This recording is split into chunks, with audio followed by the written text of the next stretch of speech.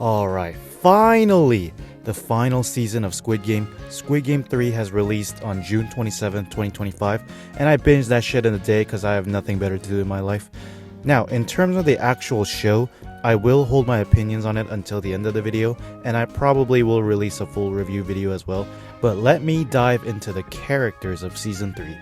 Since Season 3 is a continuation of Season 2, pretty much everyone is back, like at Smash Ultimate, but there were some kinda new characters as well, and oh boy do I have some words for these characters. Let's not waste time and dive into the character tier list. Just kidding, I'm gonna waste a bit more time because I need to explain how I'll be judging these characters. So I'll be mainly judging how much I enjoy the characters overall, but there are a couple of factors that play into that criteria. Number 1, overall character concept. When it comes to the character concept, I'm pretty much judging the character as a whole. Is this character likable and entertaining? Do they make sense based on the given context of the character? How interesting or unique is this character? Did this character drive the story in any meaningful way? Simple enough, right? I just want to add that I'm not necessarily judging the character based on morality. Like, obviously I'm gonna like the good people more, but just because they're evil does not automatically put them at the bottom. Also, I'll be judging based on what happened in Season 3, but if the character appears in both Season 2 and Season 3, I will take into account the context of the character and how well they continued each character's story. And finally, I will base this on my personal expectations of each character's progression as well. Basically, if the character's arc did not go the way I thought it should have, I'm gonna point that out. Number 2 is screen presence. Screen presence basically means how much they impact the viewing experience and the immersion. This has a lot to do with how the characters interact and how they're filmed and such. When they step in the frame, am I, as the viewer, engaged in this sequence? Or do I not give a fuck? Again, this doesn't really have anything to do with how morally good or bad the character is, but being a cooler character definitely helps, so the first criteria will definitely influence this second criteria. And number 3 is the actor's portrayal. Lastly, I'll take the actor's presentation of the character into account. Like, yeah, some people may think that's separate from the character, but the actor/actress portrayal and interpretation of the character definitely influences the overall concept of the character and the immersion. This doesn't mean I'm judging based on who the actors are and how popular they are. I'm just factoring in how much the actor's performance enhances the character. And again, no pretty privilege for this tier list. Just because your character mogs me and serves face doesn't mean they go higher. Alright, now onto the tier explanation. Alright, let me preface this by saying that I think the characters overall were weaker compared to Season 1 and 2. Like, none of the characters were outstanding or amazing, but either way, I will probably rank the characters somewhat relative to the standards of my Squid Game Season 2 tier list. That being said, D tier is for characters that I thought were just cheeks. Like, they should not have done this at all type shit. I would even say I was tilted watching these characters unfold. C tier is for characters that were just whatever, like I straight up don't really care for them, they just kinda did their thing. B tier is for characters that were fine, like I enjoyed them but nothing really special. A tier is for characters that I enjoyed overall, but maybe they had a flaw or two. And S tier in this context would mean that the characters made good sense to me and I was overall satisfied with how things turned out. Now, if a character is not in this tier list, then chances are I straight up don't give a fuck about them, like I'm trying to save storage space. If you want to ask, for example, hey, where's player 6-7? I will say she is dead. Rest in peace, Home Se-young. Alright, but for real though, if I don't talk about them, then chances are I'm putting them in C or D tier anyway. Now, I ordered the tier list based on their death sequence this time, so let's start off with Hyun Ju. So in Season 2, I liked Hyun Ju's character a lot. We learned about her identity little by little and got a glimpse of her emotional bits as well. And of course, she carried the fuck out of episode 7 where she was moving like prime King Von. In Season 3, the character continues just fine, like no inconsistencies or anything. We don't learn any more about her, which is kinda unfortunate, but she was moving crazy as well in the maze game. She was fucking up these NPCs left and right, and straight up scaring that lunchbox motherfucker away. I thought that shit was pretty funny. And without her, Jun Hee and Geum Ja were absolutely cooked, cause realistically, what the hell were they gonna do? Anyways, I really like the scene where they're just having a threesome with the keys and saying, hey, we make a great team. And also, Hyunju's respectful enough to say, oh, is it okay? When they say she should hold on to the keys. She finds the exit, but as soon as she found the exit, I knew she was done. But I did not expect bitch-ass Myung Gi to do it, which I'll get to him later. Her death was pretty sad, and I enjoyed her screen presence overall. Actor Park Sung-won did a great job per usual. I personally think they should have gave us a little bit more of her, and I do think she was better in season 2, but I still enjoyed her character overall. Good decision to have her go back to Jun Hee and Geum Ja to save them when she opened the door. She'll go to A tier. Alright, so in season 2, Nyeo pissed me the fuck off so hard because she was hella annoying and being ass at every game she played.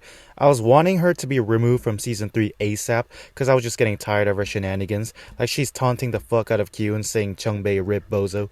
But I'm not gonna lie, she was kind of funny in the maze game. She's out here using her god-gifted powers to navigate the map, only for her to come across the damn illusion of free choice part of the maze like 4 times in a row. And then she opens that one door and fucking dips frame 1 because Namgyu and Myung Gi are posted up, and all her followers perish. Low-key deserve for trusting that bitch. Anyway, she finds the exit miraculously and marks the direction back to the door, which is pretty smart, but then acts like her powers are leading her to the door as she's taking player 100 back, when in reality she's just peeking at her cheat sheet arrows. I thought that shit was funny as well. And then she gets fucked over so hard by player 100, I low-key felt bad for her, even though I've been hating her. And then she gets murked by Minsu, who is as high as a sky at this point. Overall, I did enjoy bits of her, but she was still kinda useless and annoying, so I'll put her in C tier. Alright, where do I even begin with this motherfucker? One of the few characters that got absolutely gutted and neutered in season 3. So he was cool for the majority of season 2, but towards the end he folded under pressure, which was understandable. I was wondering whether he was gonna continue being a bitch or have a redemption arc, but damn, they straight up just turned his character to shit. So at first he seemed guilty that he was not able to clutch up, and then notices that Ki-hoon is out for blood, death staring his ass, so Dae Ho starts tripping the fuck out. And then he's like, hold up, this ain't my fault, it's Ki-hoon's fault, and starts shifting blame, pulls up to Ki-hoon and is like, alright, what the fuck do you want from me? And then he just kind of runs away the entire maze game until he crashes the fuck out and then gets choked by Ki-hoon, and that's it. The end. I was like, what the hell was that? Like, yeah, it is somewhat realistic in the sense that after a traumatic event full of guilt, a person might lash out like that, but character concept wise, it was just executed poorly. Also, bro says he lied that he was in the Marines. Like, I don't know if he said that because his brain was fried or if it's actually real, but I do not agree with the direction they took. If I were to rewrite this character, I would have kept the PTSD part, have him explain to Ki-hoon about his trauma and how sorry he is for not being able to take the bullets. Ki-hoon hesitates at first but comes to an understanding, and some red motherfucker like player 203 comes and murks Dae Ho or something. But I guess they turned Dae Ho like that so Ki-hoon has a reason to kill someone and continue the games. Maybe the actor Kang didn't have any more time to continue Squid Games because for some reason he's in like 3 movies and a drama this year. He was like, fuck this shit, I'm busy. Anyways, an insane downgrade from season 2. No real development. Didn't like the character at all. Kind of pissed me off. D tier. Alright, so Yong Sik is next. So yeah, no real development from this guy either. I do like that he switches jersey with his mom so that she doesn't have to do the killing. But man, I'm sorry, you just don't have that dog in you even though you're Korean, if you know what I'm saying. Anyways, he did get a chance to kill that motherfucker that dragged him away from his mom in the Mingle game but folded. Towards the end of the maze game, he goes up to his mom and Jun Hee, and holy shit, that was the saddest look I've seen in a man in quite some time. When the mom says kill her instead, he's like, how can I kill you? You're my mom. Like, god damn, so fucking sad. And YDG does such a good job portraying such a desperate look as he's trying to kill Jun Hee to survive. Sad character arc, but also he kinda didn't accomplish anything. I didn't like him as much as season 2, so I'll put him in C tier. Oh god, Geum Ja, you poor soul. I liked her a lot in season 2 as she was a very caring character who was kind of funny at times, shitting on her son and shit. But in season 3, man, we ain't playing around here. Her chemistry with Jun Hee and Hyun Ju was great. Her mother instincts kick in as she is trying to protect Jun Hee. She's the only one making sure Ki-hoon and Jun Hee are eating. She's the only one who still believes that Ki-hoon is there to save everyone. She's the only one pleading everyone to think of the child that was just born. Honestly, she was the only real human being left. Everyone else just turned into fucking drones for some reason. Anyways, yeah. After helping Jun Hee give birth, she has the confrontation with her son. Honestly, the saddest scene of season 3 in my opinion. I deadass thought she was gonna die first because I thought it would have been more sad. But her reaction to the son dying was even more insane, man. Some people were like, why she stab her own son when Jun Hee's just a random girl? And yeah, I'm sure she really wanted to see her son kill a young mother who just gave birth. That's my son. But anyways, yeah, she saves her own son from the guilt he's gonna live for the rest of his life. But in the end, she did kill her own son, which was very unfortunate.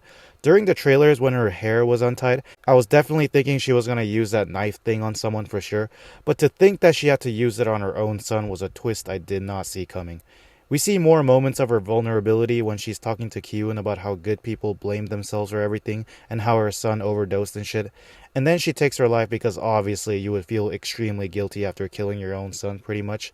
Really impressed with her character overall. Probably the best in season 3, honestly. The only part that was kind of funny was when she was telling Jun Hee how this baby is now your only concern, shortly after killing her own son, but well, we'll just ignore that part for now. The actress Kang Hye-sim did a fantastic job with the character. I am putting her in S tier for sure. Next is Nam-gyu. And I'm not even gonna front, this dude was entertaining as fuck in the times that he was on screen. The actor Do Jae-won is a master of playing these prick-ass characters, and now that Thanos wasn't mogging his entire existence, he was free to do as he pleased, under the condition that he was popping perks. As soon as he lost that shit, he lost his damn marbles, made him instantly change political parties. Anyways, he was really good at mocking Thanos too. He's still out here trolling Minsu early on, and then he partners up with Myung Gi for the Maze game, which was interesting. This guy's cursing abilities have improved since season 2 as well, like he's on some semi 씨발년이.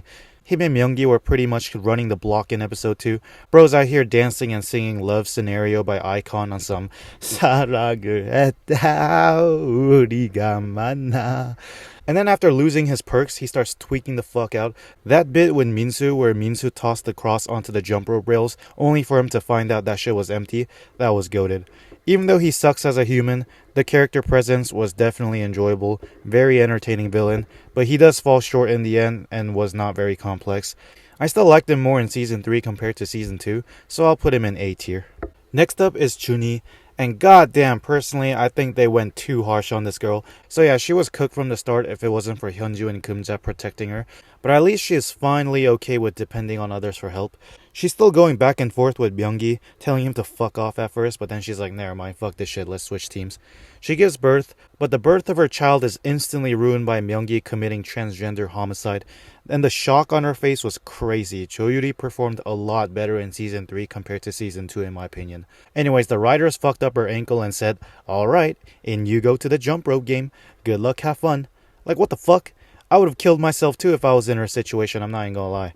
She has some development towards the end where she trusts Ki-hoon to look after her baby, and her suicide was quite emotional.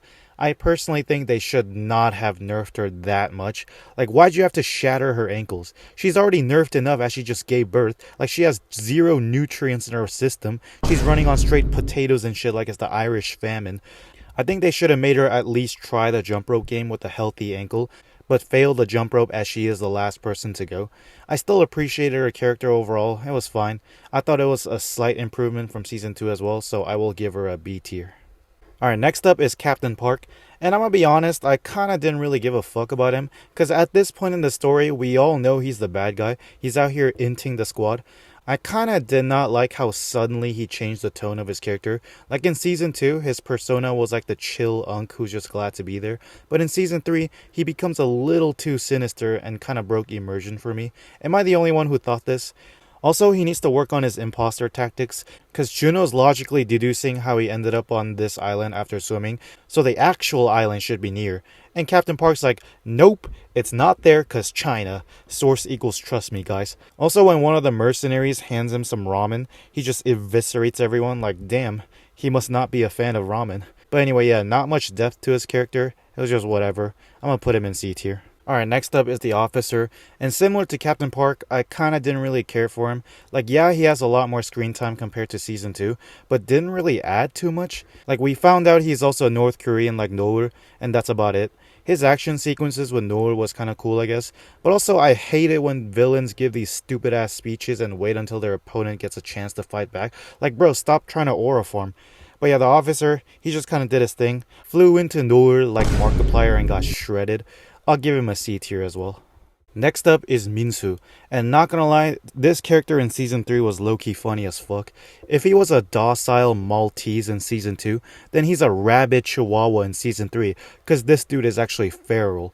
He spends pretty much the entire season tripping balls and tweaking the fuck out, even harder than Thanos, might I add, because this dude was starting to see things. This dude wanted to go back to season 2 so badly, because all he's seeing is Hemi and Thanos haunting his entire existence. In the maze game, he's a lost soul, until he runs into Sunyo where he thinks Sunyo is Namgyu and takes his anger out that way. I thought that shit was so funny. And then in the jump rope game, the perks give him a pair of balls to step up to Namgyu finally by doing the craziest shit ever, throwing the cross but ends up pocketing the last pill. Man, I felt like I was Thanos when I was watching, because I was like, let's fucking go, my little boy Minsu. And then he decides to pop the pill when the game in front of him requires perfect motor skills and reaction time. Like, bro, what the fuck are you doing?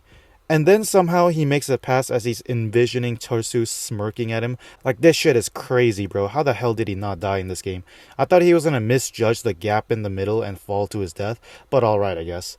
And then he runs out of supplies and has the craziest withdrawals ever. Dude turns into OG Minsu but keeps his hallucination debuff. He's just kind of in the corner for the rest of the game, and I'm just like, bro, what the hell is this? That was the biggest blue ball of a character I ever saw.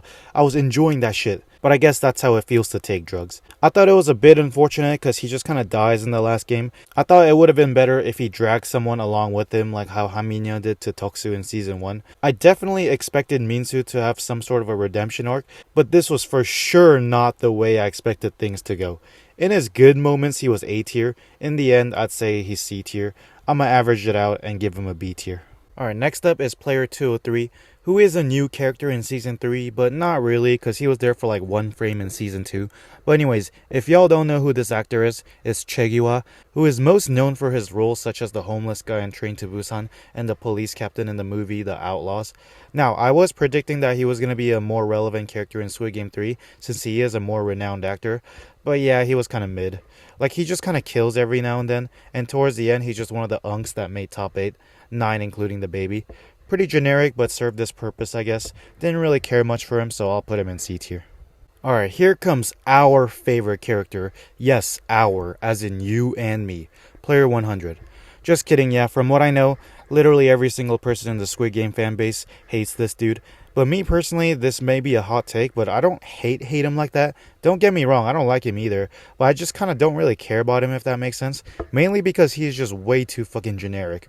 But damn, I feel like the director was trying to rage bait the entire fandom by keeping this dude alive for as long as possible. Cause how the hell did he survive all that shit? Especially the jump rope game. Honestly, it's motherfuckers like this in real life that survives the longest too.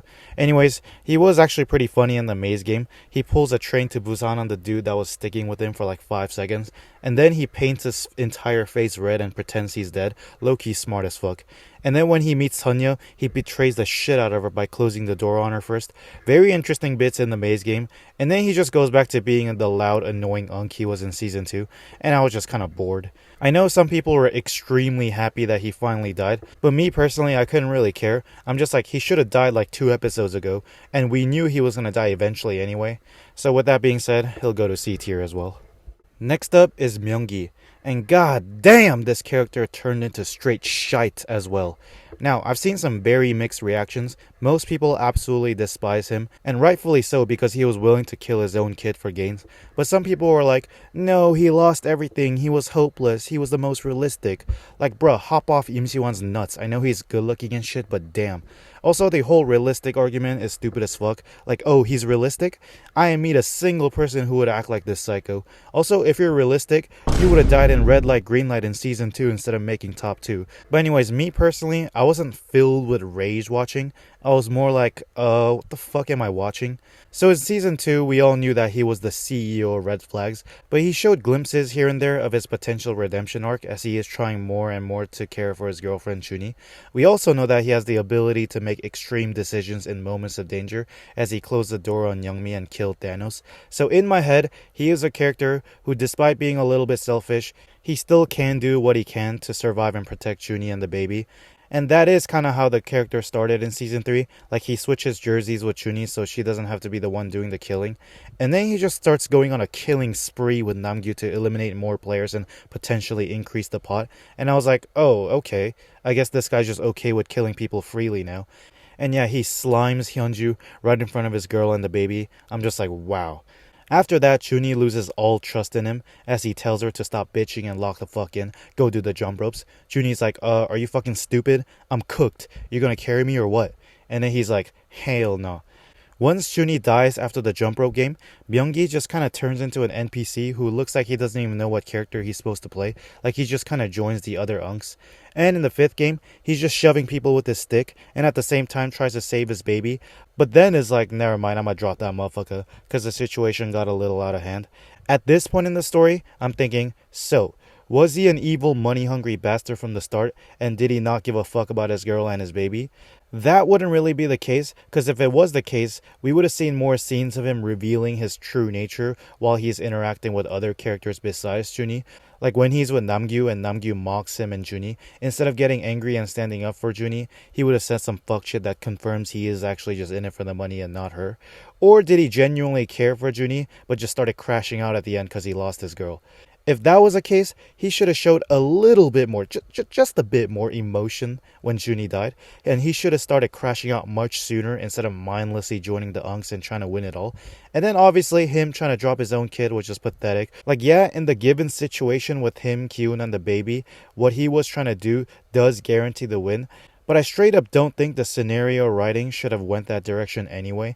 Like he's accusing Hyun of stealing his girl. I'm like, alright, they just suddenly turned this motherfucker into an absolute psycho just so that we have more of a reason to cheer for Ki-hoon. Okay, I'm yapping about this guy way too much, but bottom line is, his character concept in general was just all over the place and not very consistent. And based on what we've seen in Season 2, it would have made more sense if he had a redemption arc where he genuinely tries to help Jun Hee but sacrifices his life or something, in my opinion.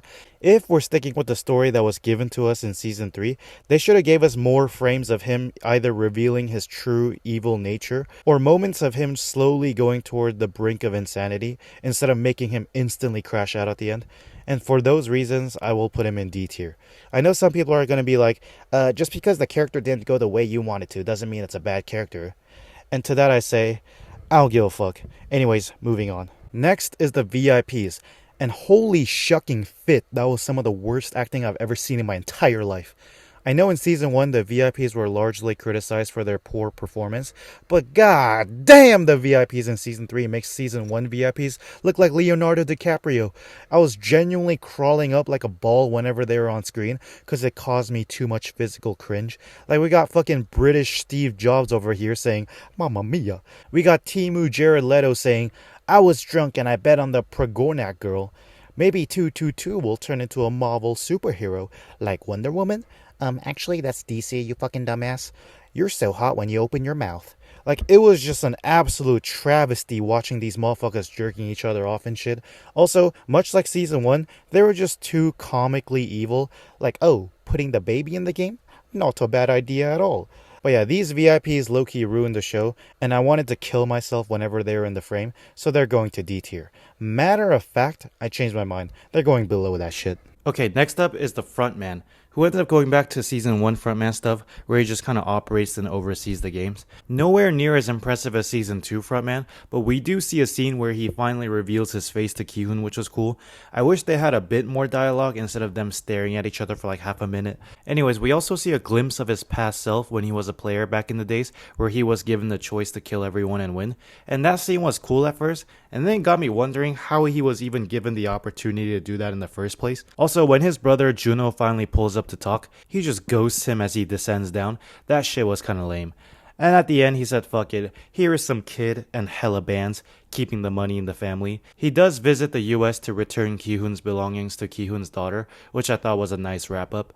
Could've got a little more of the Frontman, but I was fine with him overall. He'll go to B tier. Now this motherfucker Juno, on the other hand, probably one of the most disappointing characters this season. However, I did still enjoy his presence on screen. It's just that the writing of the show clearly fucked up in the sense that he still didn't do jack shit until the last episode when there's only 30 minutes left to explore this fuck ass island he's been searching for like 2 years or some shit. And then at the end, he just asks why to his brother. The same fucking question he asked in Season 1 before he got shot. Like, bro, that's my same question to the writers and the director, cause why did y'all choose to waste his character like that? I think it would have been a lot lot more interesting if he found the island a lot earlier. He definitely should have had an extended interaction with his brother, and maybe Kyun as well or something. Props to him for harpooning the fuck out of Captain Park and not giving up on the search though. I don't know, a lot of people hate this character for doing nothing. I personally don't hate him, I just think there's a lot of missed potential. On screen, he was still somewhat enjoyable to watch, like he finds the exact same spot he got shot and stuff. I don't know, I'll put him at the top of C tier though. Alright, next up is Choi Woo Seok, or the gangster minion sidekick dude that was a part of the search crew. And in my season 2 tier list video, I said that they probably won't improve upon this character in the future, but I was insanely wrong cause holy shit, was this guy someone who actually accomplished something. He solved this entire case in like 2 days tops. Also a character that actually made the most sense, like dude trusted his gut feeling and dipped the mission, but was still determined to help Jun Ho in some way, so he breaks into Captain Park's house and finds all the evidence, kills that shitty CGI dog as well, and then in the police station, he somehow defeats the odds of the uncooperative police nerfing him by snatching his own phone. Bro was like, Siri, call that motherfucker Hwang this instant. And by the way, the actor Chun Seok is just too good at these comic relief sidekick characters. I thought his story was wrapped up fine as well. He gets out of jail and decides to operate the motel. Honestly, one of the most enjoyable, well-written characters in this season. Fuck it, I'm gonna put him in S tier. Alright, next up is Gyeong Sik, or Nayeon's dad. Now, almost everyone knew that this motherfucker wasn't dead in season 2, especially cause the actress for Noor basically spoiled it by uploading a behind-the-scenes photo of Squid Game 3, where the actor for Gyeong Sik, Lee Ji-nook, is just in the back being chillin' with his pink soldier's outfit. But anyways, in season 2, bro basically did nothing and appeared randomly every now and then, so I was expecting this character to be explored more in season 3, but nope. He actually did even less than what he did in season 2, cause let's be real, what the hell did he do besides being carried by Noor the entire season? I guess he took out the pink soldiers at the end while he was escaping, but like bruh, there was so many missed opportunities with this character, and he only existed to give Noor a purpose for her character. Anyways, at least it was good to see his daughter Nayeon all healthy at the end, but I'm sorry, this motherfucker going to D tier again. Alright, next up is Noor, who is one of the few characters that actually got a proper development following season 2. In season 2, they highlighted her as one of the more important characters to look out for, but ends up being a pink soldier that has slightly more screen time than all the other pink motherfuckers. In season 3, she was significantly more enjoyable and interesting to watch in my opinion. She infiltrates the operating room and squad wipes the entire organ trafficking gang, forces the surgeon to save Gyeong Sik, then pops him in the head anyway. That shit was pretty badass. Without her, that boy Gyeong Sik was not seeing his kid ever again. She has more confrontations with the officer dude, and it was pretty tense. Like, hey, get me the boat to get the fuck out of this place. I know them VIPs are here, you don't want nothing to go wrong. And then when she leaves, the officer is like, I know where your ass going, don't think you're off the hook now. And then she confronts the officer again, telling him to nuke all the info of player 246. And then they get into a pretty badass fight. Lucky for her, cause the officer dude tried to aura farm instead of finishing the job. But anyway, she burns the file room and was about to kill herself, but didn't after seeing what Ki-hoon did. And thank God she didn't kill herself. And then her story wraps up pretty nicely, saying her kid might still be alive. She felt even more like a main character this season than Ki-hoon, to be honest. But yeah, very cool character, insane glow up from season 2. I'ma put her in S tier. Alright, I saved the main character for last. We have Ki-hoon here. So, I appreciate how they wrapped up his character overall. I think it did make sense for him to sacrifice himself to save the baby, stick to his beliefs instead of letting the frontman and the games change him for the worse. However, some parts of his character direction was kinda lackluster compared to season 2. For example, in the beginning of season 3, he's not even a character at this point, he just turns into Michael Myers, just death staring Dae Ho and following him around the entirety of the maze game, and kills Dae Ho like that, when it was clearly established that he isn't the type of person to kill like that. But I guess it makes sense if you consider that he was in a shock state after seeing his homeboy Jeong Dae die in season 2. And then he gets back into his senses to take care of Jun Hee and her baby, tries his best to save everyone when player 96 was griefing by pushing everyone. When the frontman gave him the opportunity to kill everyone who was sleeping, in my head I'm like, okay, this dude killed Dae Ho fine, but couldn't kill the scums that wanted to kill him and the baby. Like, you're gonna have to kill them anyway in the next game. The frontman was low-key right in this scenario, I'm not even gonna lie. But I guess it does make sense, supported by Sebyuk's cameo in the scene. That was pretty cool too. I was thinking the exact same thing. Towards the end though, in the final game, for some reason, these randoms have more dialogue than Ki-hoon. I'm just like, bro, can we listen to the main character for once instead of player 100 yapping about democratic procedures and shit? Anyways, his death was pretty respectable. Some people in the comments were like, oh my god, Ki-hoon's death was so sad, I cried for hours. And I'm just like, they're either being soft as fuck or I'm just emotionally dead. Cause how do you cry to this? It was more admirable than sad in my opinion. Anyways, Kyun overall was not as present and impactful as season 1 and 2, and there were some flaws here and there, but overall I am cool with how they decided to write his character, so I'll put him in A tier. Oh, you thought I was done with this tier list? No, we still gotta talk about the winner, baby! No pun intended. So yeah, Jun Hee basically logged off her main account and logged back into her alt account and started smurfing everyone and won, so GG's. I remember when the trailers first dropped, people were saying how the baby was gonna win the Squid Games as a joke, and then it actually happened. Some of the memes saying how I would have been if I was player 456, and it's just clips of people yeeting the fuck out of the baby. That shit's fucking hilarious. Anyways, the baby is going into Luigi tier, cause she won by doing absolutely nothing. Alright, that's the end of the tier list. If you came back to my channel after watching the Squid Game 2 tier list video, then welcome back my friends, and thanks for watching. Hopefully you enjoyed the video. Now, before I end this video, I'm gonna do a quick rant about how I felt about Season 3 overall.